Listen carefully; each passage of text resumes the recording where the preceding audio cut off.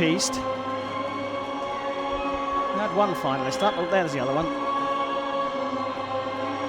Bronze medalist from Rio de Janeiro Olympic Team Competition 2016, European Champion 2017 and Russian Champion 2019, representing the Russian Federation, Violetta Kolobova. There we go. Violetta Kolobova, her record speaks for itself.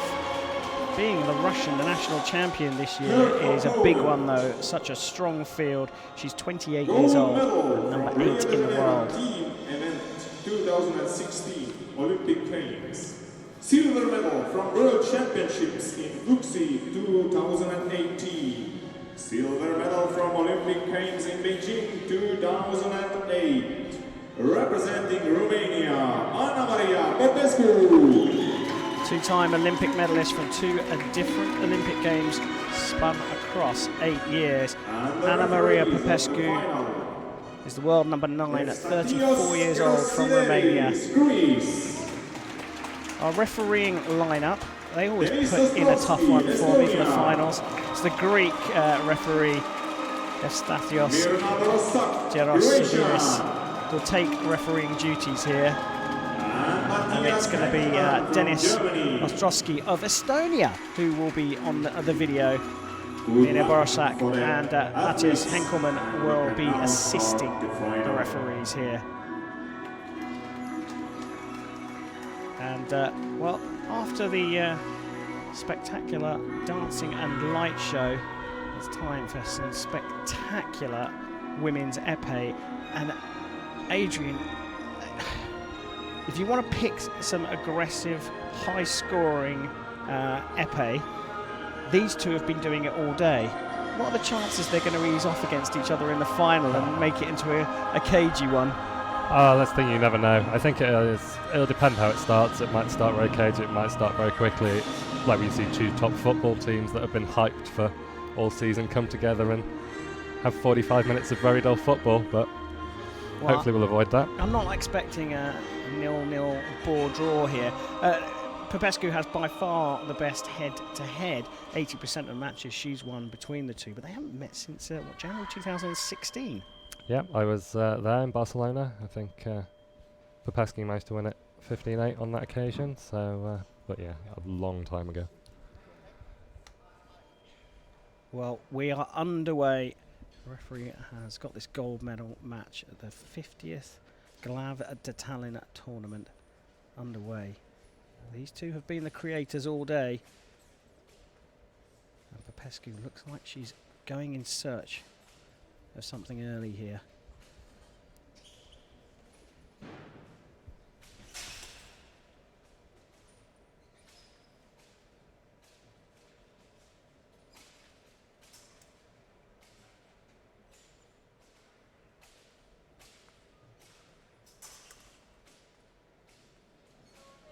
Pressing from Popescu, but she's trying to tease Kolobova out.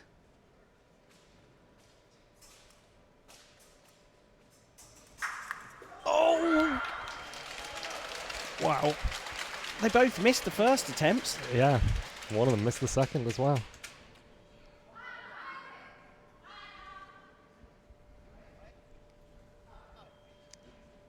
Well, 2:10 on the clock at the start of this period. We've got within 10 seconds of non-combativity being called, but neither of these two have been playing the passivity game today.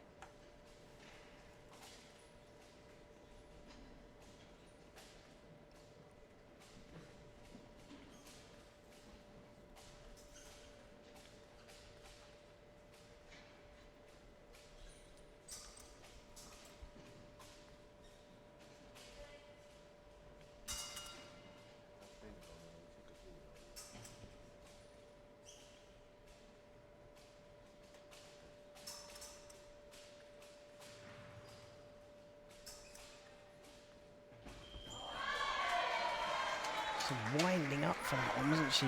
Sexy. She's almost trying to hypnotise Kolobova. Just wait for her to follow the blade, leave that little bit of a gap, and then go for it. Left-hander launching the flesh. It's always great to see fencing when you've got a left-hander on the left and a right-hander on the right, because you get to see a lot more of the blade actions. Sometimes difficult to see the right-hander coming across the body with carp, but still you get to see the open sides of both fences.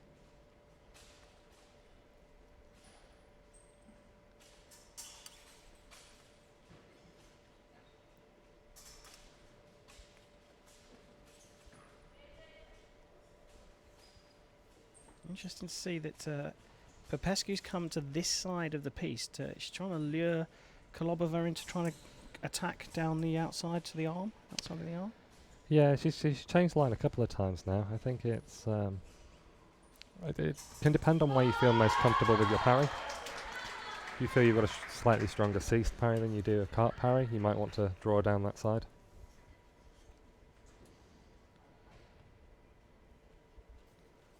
Well, KOLOBOVA's hair falling out. It's not the problem that it is in foil and sabre that the hair can cover the valid target area and come up off target. So is it just because it's distracting? No, the other one is it's quite easy to get hair. If you go for a hit and you wrap it up in the hair can get between the point and the barrel. You're scoring a good hit, but you can't depress the button enough for it to register. I hadn't thought about that. And so that's why it affects the opponent. That's the more bigger problem, is if you make that hit into the hair, it stops the point from depressing. Effectively stops the switch from going completely on. Yeah. On. To think about that one. I mean, it would be a freak accident, but I can understand why you would try and avoid it. Obviously, as the other fencer, you don't really want your hair ripped out by a point either. Well, there is that, yeah.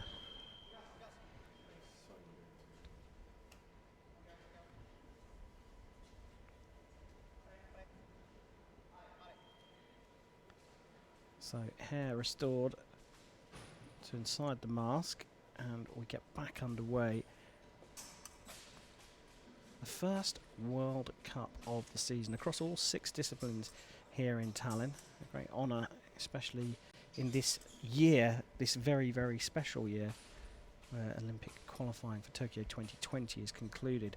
And I know I've said that a number of times, but it really is very important, well, for both of these fencers. But the Russians are in a very strong position in terms of team qualification.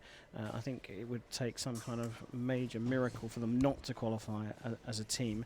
But Romania, miles and miles and miles and miles behind, not really a strong enough team apart from Popescu. So Popescu is having to go for things as we go into the break through the individual route. Coming into this, she's chasing down Coraline Vitaly of France and Alina Krivitska of Ukraine, who currently occupy those 2 additional European spots. And she was, some 21 points behind Vitaly and 11 behind Krivitska. So far today, she's got herself up to 96 points, with Vitaly going out and Krivitska going out early on. Vitaly finishes on 99, Krivitska on 85. This is for the Olympic ranking points, not the world ranking points, which means that Popescu's already overtaken Krivitska. If she gets the other 8 points, what does that put her on? Yeah, 102. She's going to be 3 ahead. She's going to be top of the pile in terms of the European, extra individual European spots. Subject to confirmation by the FIE, we have to say that. But with the post-it note mathematics that we've been doing in between the semi-finals, that's how things look. So good day already for Popescu. Could get even better with a win here. 2 apiece, second period.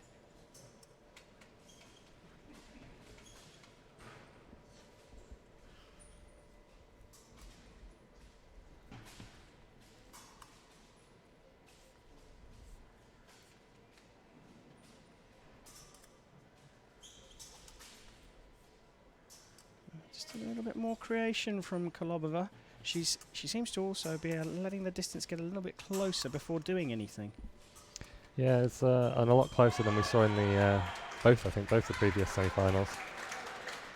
It's very cagey. Nice hit under the wrist there. inside the left-hander.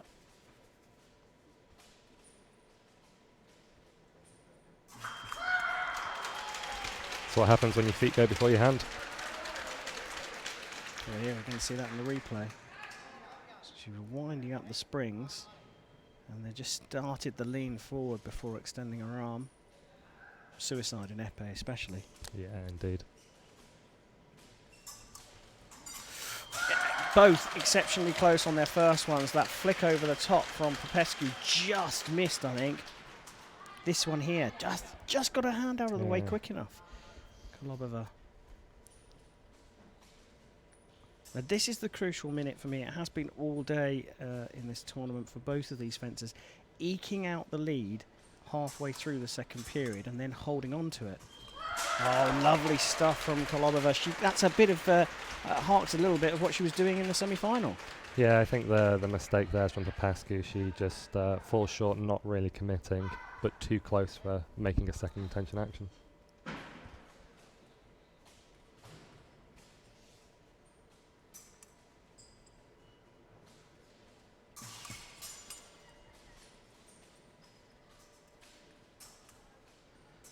With the distance what it is here, this is going to be more about reaction, isn't it? When the opportunity comes, you've just got to go and take it.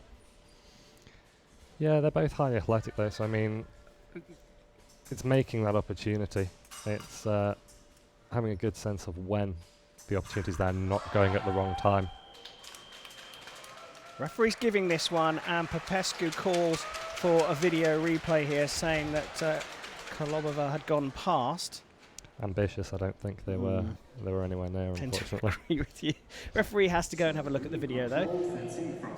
If asked by defenders, well, there's an opportunity. How does the video refereeing system work? You've got about 4 seconds before the referee's back. So each fencer has 2 reviews they can make. It must be the fencer to ask or the referee of his own volition.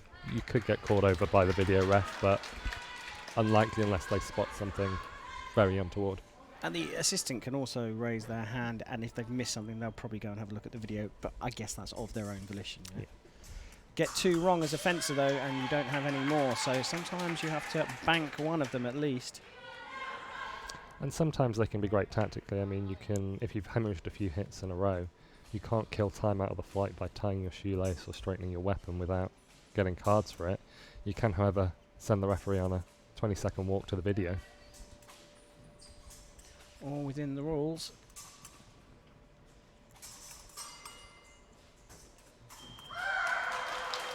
Right, the longer this goes on in this second period without Popescu scoring hits, the better it looks for Kolobova. But Popescu showed in her semi-final that she can come back at the death.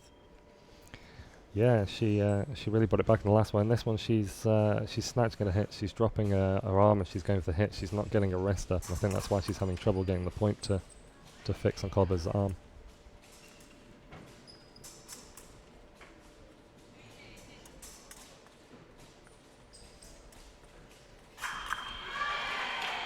Much better. And here we see in the replay, there's another one of the flashes that we saw in the first period, this time coming across the body. It was taking the blade first, though, that made the difference there.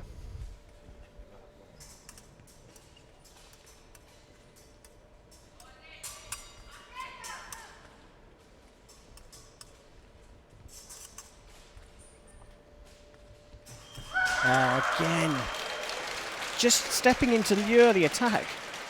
Just that one step in to lure the attack from the Russian.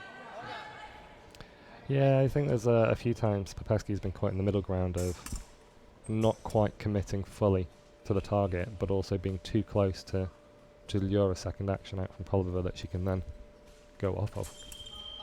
As we go to the break, the second break, and it's a great position for Kolobova, but the break sometimes brings out different tactics, and you've got to think that this young fencer here is going to be thinking, right, what am I going to get from Popescu when I come out? Popescu has said, look, I've tried a couple of things here, they're not working, come on coach, give me a tip. One thing I have noticed, Adrian, which we see quite a lot in foil, especially women's foil, is Kolobova's not actually completing that fake step in. She's leaning forwards on her body, moving her front foot, so she hasn't moved her back foot at all. And I think that that's led Popescu into thinking that she stepped right forward, and it doesn't take as much effort for her to, she doesn't have to do a full step back, the Russian.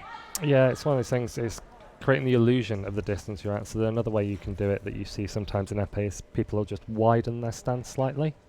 So they drop a bit lower, they look like they're a bit further back. In reality, the distance is still very similar. But it makes a difference on where your balance is. So if you have someone that's looking to time it while you're off balance, and they've seen that you're over your front foot, you're off balance, you're over your front foot, you're off balance, and then you only look like you're over your front foot. Yep. Well, we're back underway here. Third and final period, this for gold in Tallinn. Kolobova, the Russian on the right, has stolen the lead in the second period and has just under 3 minutes to cling on to it. But she has to stay active because we know Popescu can fight back.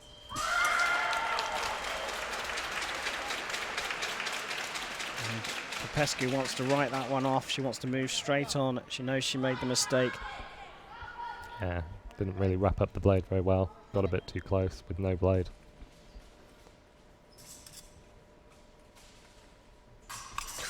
That was close.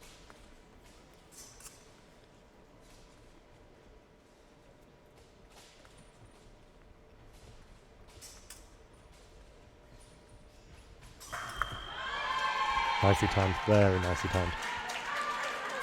When she lets this attack go, it's really worked for her, hasn't it? They've gone back to that circular cease before launching at this sort of hypnotic circular cease from the left-hander. It's just committing fully through the action. It gives far, far less time to respond.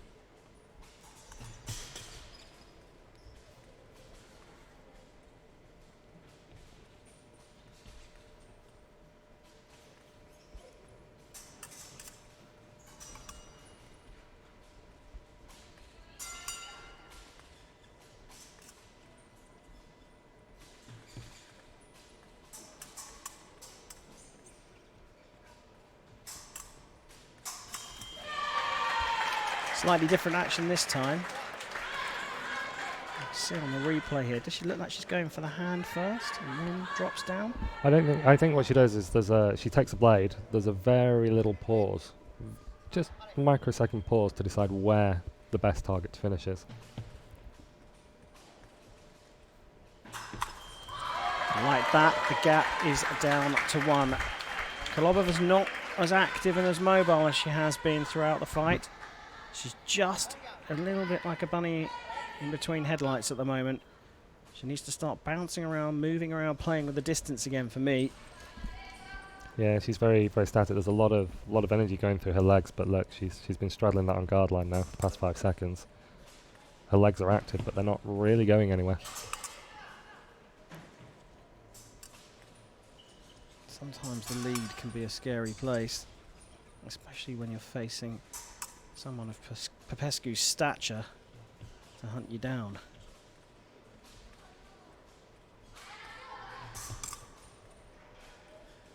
Distance just opened slightly, and it's really working for this attacking Popescu. All square momentum with the Romanian now.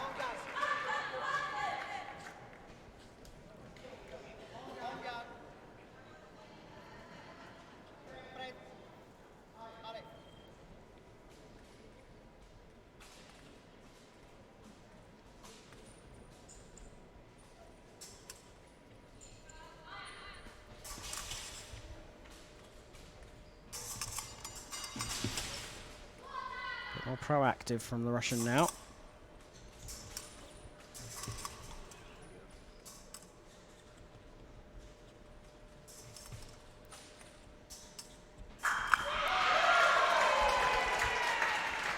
Well, did Kolobova miss here, or did Popescu make her miss?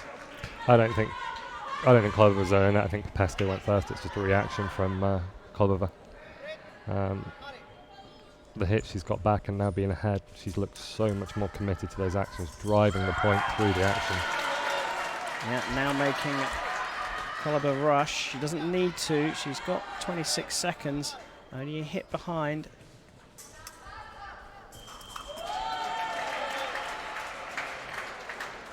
And I think she might have to straighten that weapon, the Romanian.